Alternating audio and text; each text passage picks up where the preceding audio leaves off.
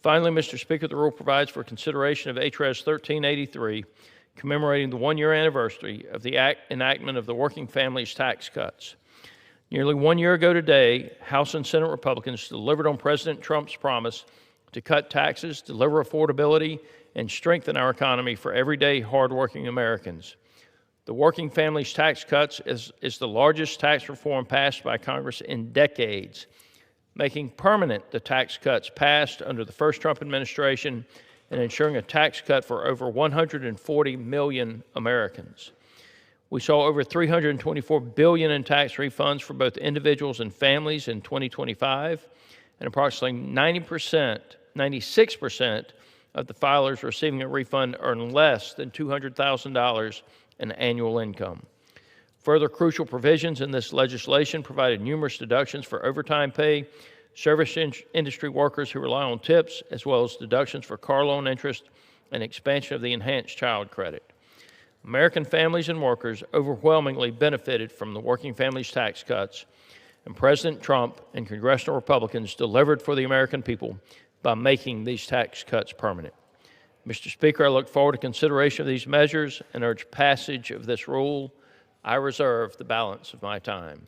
Gentleman from Georgia reserves. The gentleman from Massachusetts is recognized. Well, thank you, Mr. Speaker, and I want to thank the gentleman from Georgia for yielding me the customary time, and I yield myself such time as I may consume. The gentleman is recognized. Mr. Speaker, let me begin by asking, do Republicans even have the votes to pass this rule? Because if not, then what on earth are we doing here? Wasting more time? Even your own members are fed up, Mr. Speaker. Every week wondering if someone's going to throw a fit, if Donald Trump is going to post something crazy and blow everything up, if Mike Johnson is going to bring something to the floor when he doesn't have the votes. The chaos and the dysfunction around here is unhinged.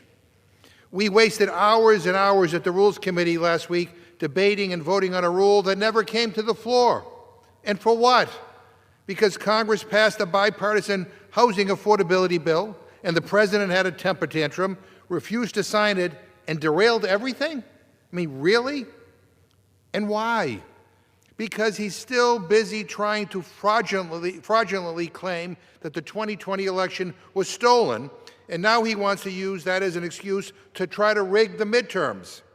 Let me remind my colleagues, this is the United States of America. It is still the United States of America. We're not China or Russia or some two-bit dictatorship. This is insane, what is going on here. Families cannot afford rent. Folks are priced out of buying a house. And Donald Trump is asking about the bipartisan housing is asked about the bipartisan housing bill yesterday, and he says it's so unimportant. He says it's so unimportant. And then he says, I made a lot of money with housing.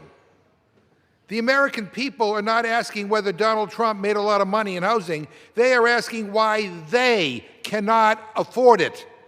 They are asking why his economy sucks, why their prices are going up, and nobody in this Republican administration seems to give a damn. So now we're back with another rule. Maybe it passes, maybe it doesn't. Who knows anymore? This rule includes a national defense authorization bill with $1 trillion, that's with a T, $1 trillion price tag. I should tell my colleagues that we already spend more on our military than the next 6 countries combined. I mean, it's an astronomical amount. You know, over another $1 trillion on our military budget. Boy, that's so wild and extravagant, even Dr. Strangelove would be impressed. Now, Mr. Speaker, let me get this straight. You guys want to give Donald Trump over $1 trillion for the Pentagon? Donald Trump, who started an illegal war?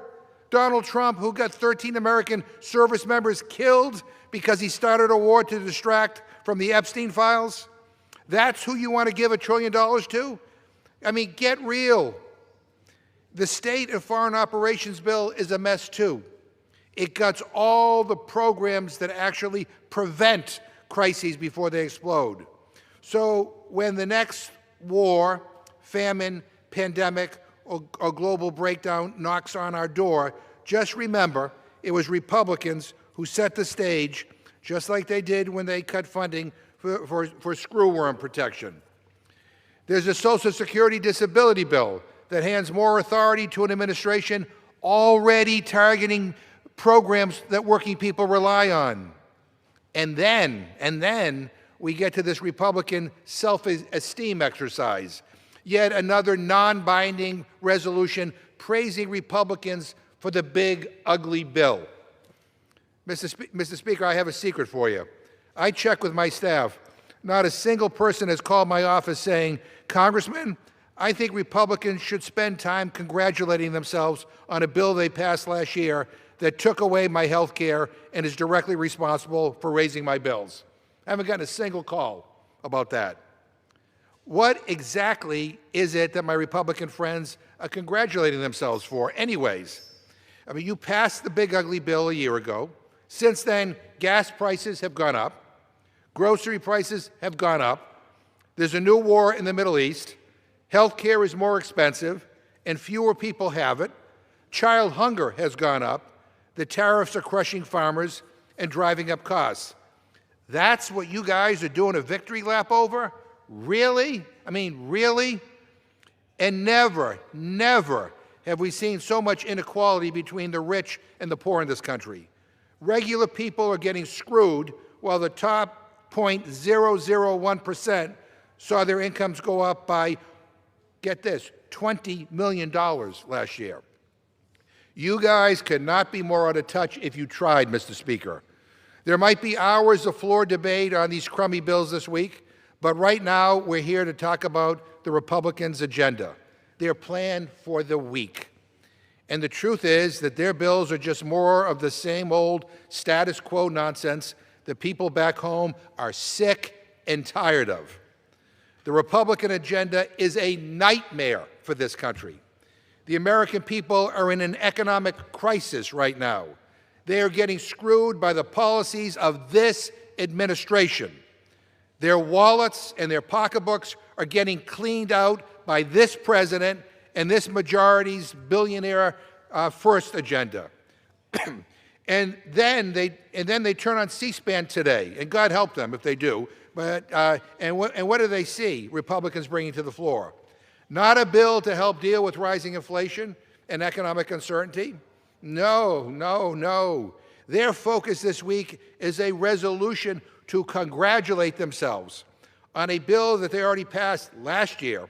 And in case they haven't noticed, for most people, things have gotten worse since then, not better. People are looking to this place and wondering whether anybody at all on the Republican side has any idea what their life is actually like.